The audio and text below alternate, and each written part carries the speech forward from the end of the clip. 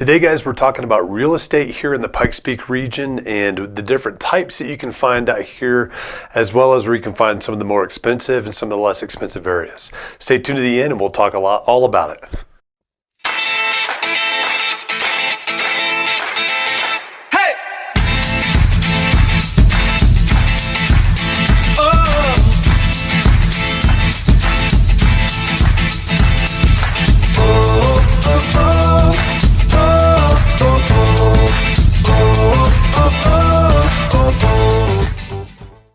Hey guys, really quick before we get into the meat of this video, I just wanted to say really fast, if you haven't done so already, number one, make sure you hit that subscribe button and that notification bell down below.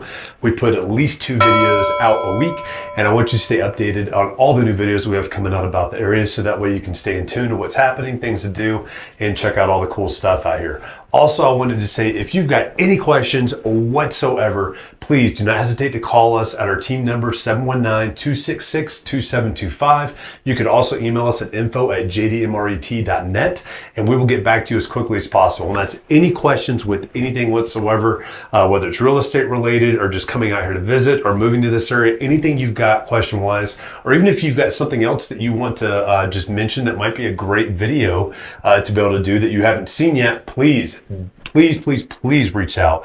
You can either call that number at 719-266-2725 or shoot us that email at info@jdmret.net, or you can also post a comment in the messages below and we will absolutely get back to you as quickly as possible to answer all those. We service this area, we live in this area, and we represent this area. We love working here. So hope you guys enjoy this video. Okay, so today we're talking basically about real estate in the Pikes Peak region, and I'm focusing primarily on the Teller County and the El Paso County areas. Now there's other areas that surround Pikes Peak obviously, but I'm focusing on these areas in particular so that we can just try to get some information out so folks can kind of understand where things are, how they lie, and when they're looking at coming out here, what their options are. We get lots of folks that move out here from different parts of the U.S. all the time, whether they're military or not military, doesn't matter, and it really just kind of helps to kind of understand where things are and kind of orientate you so that you can see different places within the area, and you might even consider some spots that you didn't consider before. So we're going to start in the biggest area that we have, which is Colorado Springs, which has got the most population around the Pikes Peak area, bar none, and it is a massively growing area. So Colorado Springs is definitely a large city within Colorado, just south of Denver on the I-25 corridor, and it is just doing nothing but continuously expanding out to the east and to the north.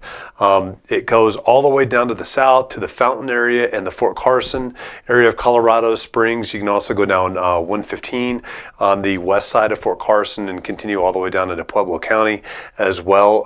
And it really gets pushed a lot from the mountains to the east because it can't really expand anymore to the east with all the mountains that we have. So Manitou is usually about the farthest west you can get within that El Paso County and that Colorado Springs area. You start working your way up the Ute Pass, which is Highway 24. Now we've seen a lot of growth and a lot of explosion within the community of Colorado Springs and how it's starting to progress and continue to grow. We've also seen a lot of renovations and a lot of changing, especially in the downtown area too, which makes it very unique. Now the cool thing about Colorado Springs is it's very spread out. It's not as congested as Denver, although, you know, we've always heard, you know, oh, in 10 years, Colorado Springs is gonna be connected to Denver. We heard that when we moved here 10 years ago, and they're still saying that. And that might happen at some point, but it really, you still got that gap up there, you know, between Monument and Palmer Lake and the Castle Rock area, and then getting into the actual Denver area itself too.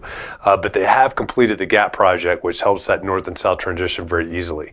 So most of our growth in the Springs area is really pushing out to that north side, up by Academy, Northgate, and then to the northeast area as it continues to spread east out into the Springs. But there's some really cool older pockets within Colorado Springs too, like Old Colorado City, the Broadmoor area up against Cheyenne. And with us being so close to the mountains, you can get very, very different types of weather patterns very quickly, just within a few short miles of each other as well. And you can get more arid climates to the south, more rain and snow to the north. It also goes up in elevation quite a bit there too. Now, Colorado Springs, you've got all kinds of different dynamics from you can buy homes, median prices, sometimes in the mid to low 400s, all the way up into the multi-millions, depending on where you are and what you're willing to pay and what your affordability rate is as well.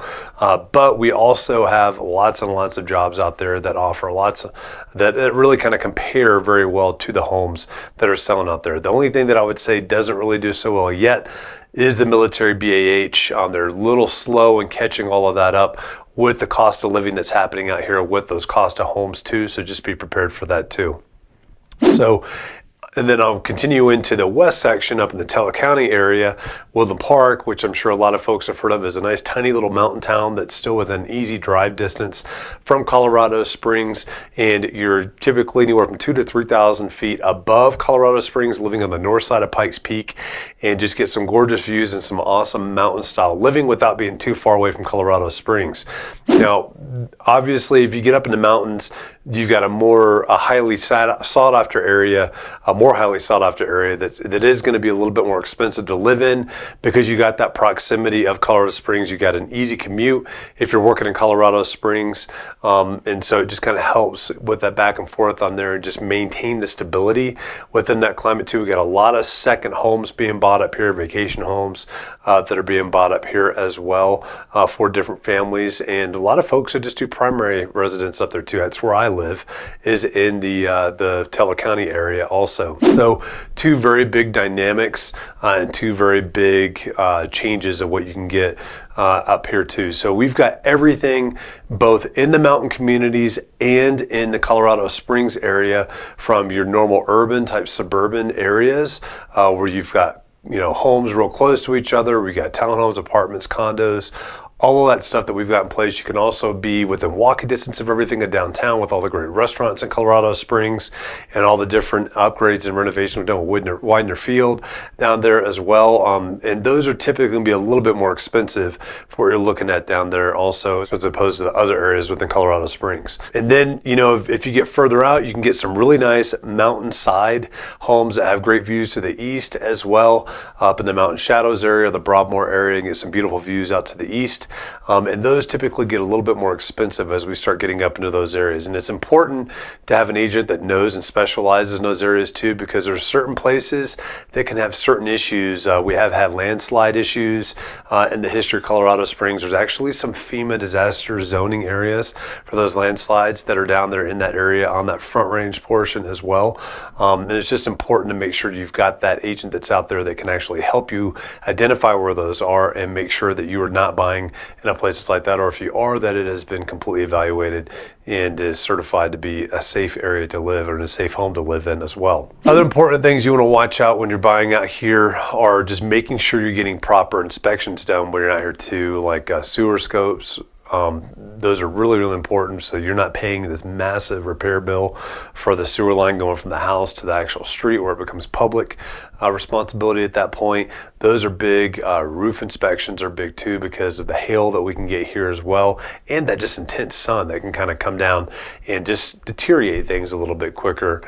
Also up in the rural areas, you're looking at septic inspections, so pumps and inspections also to make sure all of that system's working correctly too, and then some more those roof inspections and all your basic inspections also. So these can all be very dynamic in the way things are required, and some things that aren't required in certain areas also, which is also important why you get an agent that knows how to specialize in that area and absolutely knows what they're doing in those areas, so your best interests are at heart as well.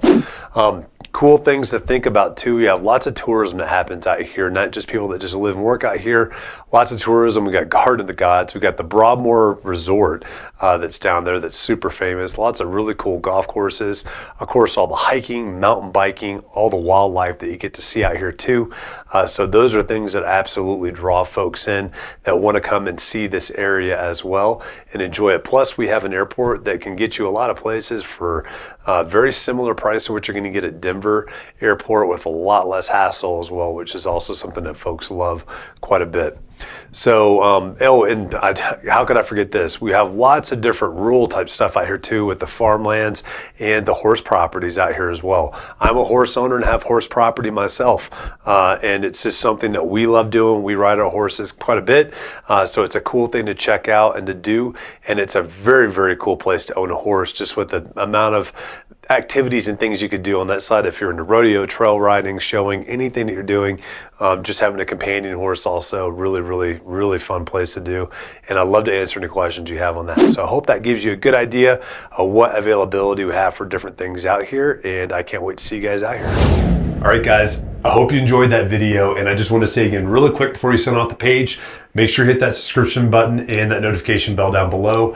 That keeps you updated with all the new videos that we got coming out each week. And also, if you got any questions whatsoever for us, we are local experts of these areas, and we are local real estate agents within these areas, and we love helping people out. We got people calling us all the time for these, but please just call us 719-266-2725, or you can email us at info@jdmret.net, and we look forward to hearing from you and seeing you next time.